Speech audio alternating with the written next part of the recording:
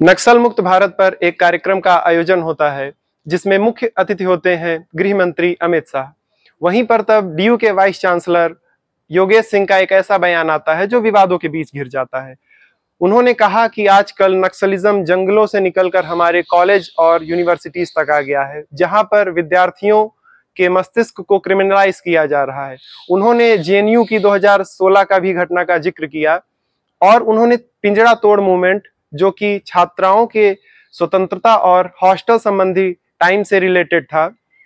तो चलिए हम डीयू के पूर्व छात्र और जेएनयू के छात्र से इस बारे में बात करते हैं। मैं अभिषेक हूँ। मैंने ग्रेजुएशन 2022 में कंप्लीट किया दयाल सिंह कॉलेज से, दिल्ली विश्व। मुझे 2-3 सवाल अगर योगेश जी कहीं मिले तो मैं उनसे पूछूं कि पहले तो हमारी होम मिनिस्ट्री ने पार्लियामेंट के अंदर ही ये बताया है कि अर्बन नक्सल जैसा वर्ड उनको नहीं पता कि कौन है अर्बन नक्सल। तो योगेश जी हमारे होम मिनिस्ट्री से ज़्यादा जानते हैं या पार्लियामेंट के लोगों से ज़्यादा जानते हैं? एक चीज़ तो ये मुझे क्लैरिफाई करना है। और दूसरी चीज़ कि उन्होंने अपने बयान में पिंजरा तोड़ मूवमेंट को लेके भी कहा है कि वहाँ पे काफ़ी रेडिकल जो है थी लोग, जब वो डीटीयू के वो थे। तो भारतीय परंपराओं में भी स्त्रियों को एक स्वतंत्र उसमें देखा जाता रहा है, ऐसा क्लेम करते हैं कुछ लोग। तो क्या योगेश जी उस परंपरा में भी विश्वास नहीं करते हैं या फ्रीडम के उसमें नहीं करते हैं? तो वो भी उनसे पूछा जाना चाहिए। देखिए, जो डीयू के वाइस चांसलर हैं योगेश सिंह, उन्होंने जो कहा है उसमें काफी हद तक सच्चाई है। देखिए, मैं एक हालिया घटना का जिक्र करता हूँ। अभी ध्रुव राठी ने एक वीडियो बनाई थी।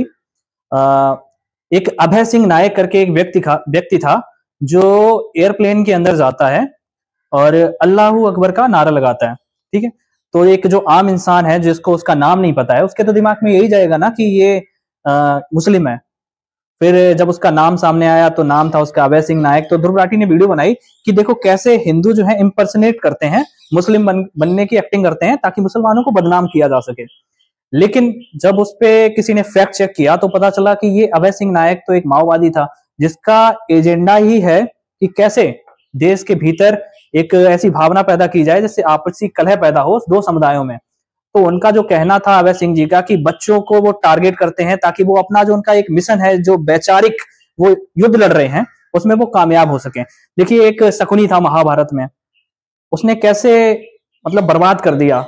कौरव और पांडव थे तो भाई, उसने पूरा बर्बाद कर दिया उनको अपने द्वेष के चक्कर में। ऐसे ही ये जो लोग हैं जो वैचारिक रूप से लड़ रहे हैं अपने ही लोगों से, तो ये कहीं ना कहीं देश विरोधी हैं और देश के लिए खतरा उत्पन्न कर रहे हैं। तो बिल्कुल जो योगेश सिंह जी ने कहा है उनसे मैं काफी हद तक सहमत हूँ। मैं अखिलेश यादव हूँ। मैं सेंटर फॉर हिस्टोरिकल स्टडीज से रिसर्च कर रहा हूँ। साथ में इलाहाबाद विश्वविद्यालय छात्र संघ का उपाध्यक्ष भी रहा। देखिए, जो इसके हमें उनके कंटेक्स्ट में जाना होगा।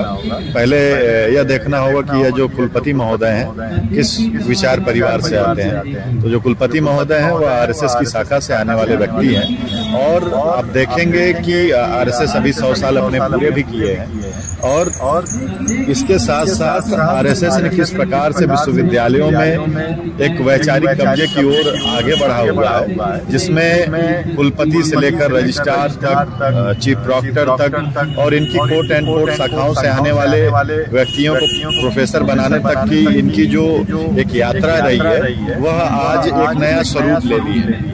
जो बयान था उनका, उस पर आपका क्या कहना है? इन सारे मुद्दों को दबाने के लिए और जो इन मुद्दों पे बात कर रहा है, जो सरकार की क्रिटिक्स कर रहा है, उनके ऊपर लेबलाइजेशन देने का काम कर रहे हैं। इनकी इसमें अर्बन नक्सल या उनको करार दे देंगे या उनको बोलने का एक जो डिबेट है इनकी नेशनल एंटी नेशनल करार दे देंगे, हिंदुत्व और एंटी हिंदुत्व वाली डिबेट में ला देंगे, सनातन एंटी सनातन वाली डिबेट में ला देंगे।